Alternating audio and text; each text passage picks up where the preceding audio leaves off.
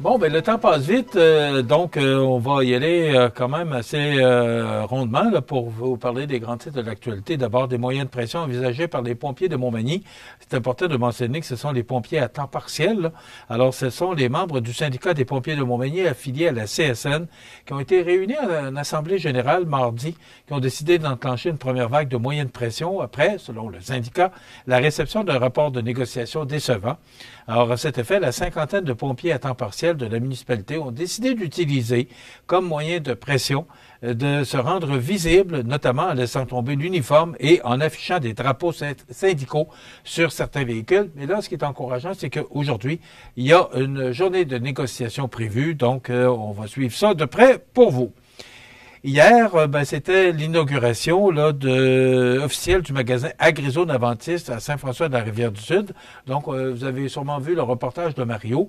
Alors, les dirigeants d'Adventiste qui ont procédé à l'inauguration officielle en présence de ses partenaires d'affaires des travaux majeurs de réaménagement de son magasin BMR de Saint-François-de-la-Rivière-du-Sud, transformé en AgriZone Adventiste, le plus grand magasin de fournitures agricoles de la coopérative. Alors, 300 000 $ d'investissement pour améliorer l'expérience client des producteurs agricoles par le développement d'une offre adaptée à leurs besoins, incluant des commandes de vrac et à fort volume. La coopérative a profité de l'occasion pour remercier ses membres, ses clients et ses employés pour leur grande capacité d'adaptation tout au long des travaux. Également, consultation auprès des enseignants sur l'évaluation des apprentissages, donc ce qu'on voudrait, parce qu'il y a eu 10 000 enseignants qui ont été consultés, dont 180 de la région, de notre région, là, de la Côte-du-Sud, alors qu'on voudrait passer de 3 bulletins à 2 bulletins. Il y a un bulletin, ce qu'on me disait, là, en octobre, ou fin octobre, début novembre, là, alors que l'école commence fin août, début septembre. C'est vrai que c'est rapide.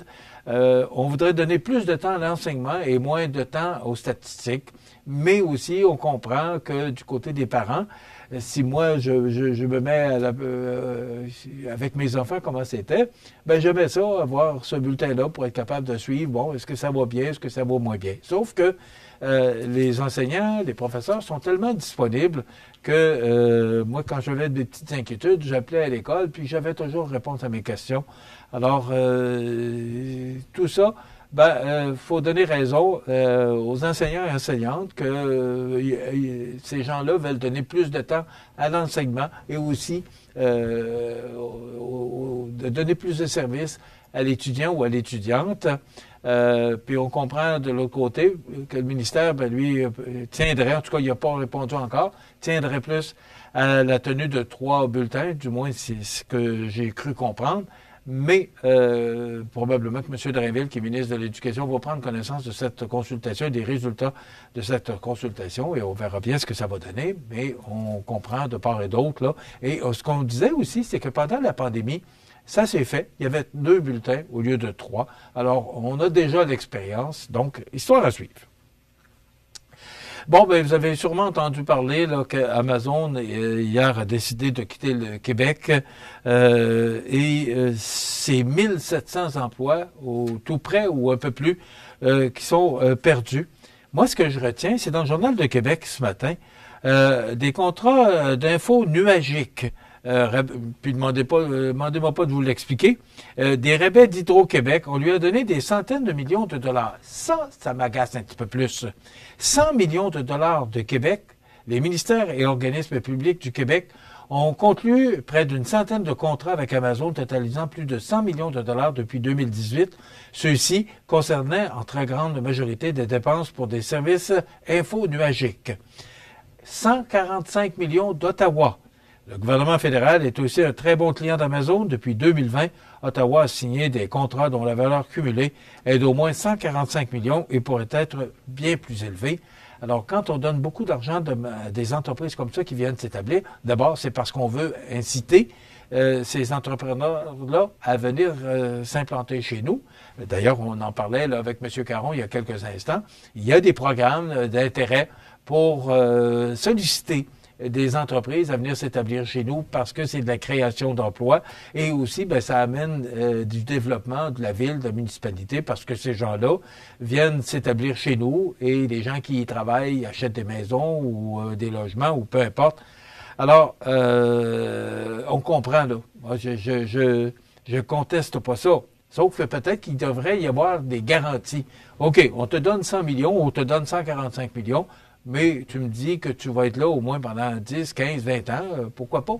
Il me semble que c'est la moindre des choses. Alors, si vous ne connaissez pas Amazon, ben c'est un grand magasin par Internet là, que les gens peuvent acheter n'importe quoi. Ce qu'on dit, c'est que c'est moins cher qu'ailleurs ou dans les grands magasins du Québec. Sauf que là, avec ce qu'on vit là, ben moi, ce que je regarde, c'est que les magasins de notre région, là, ben, ils vont ouvrir leurs portes ce matin, si c'est pas déjà fait, là, il est 9h05.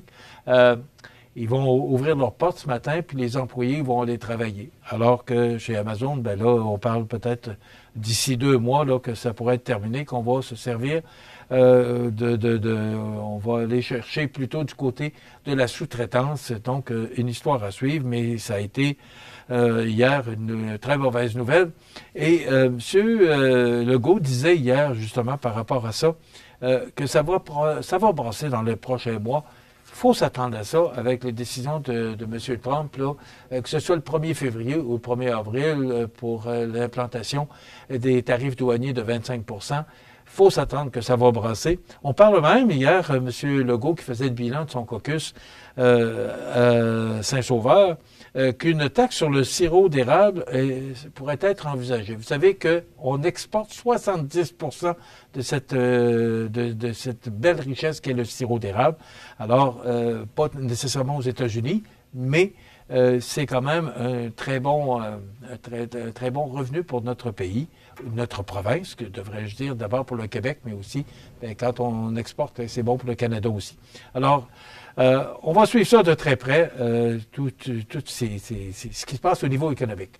Demain, c'est la chronique Parlons Santé avec Daniel Lachance, et à la découverte des télérégionales, on vous présente 3 pistoles. Dans un moment, les avis de décès. Je vous souhaite de passer une excellente journée. À demain.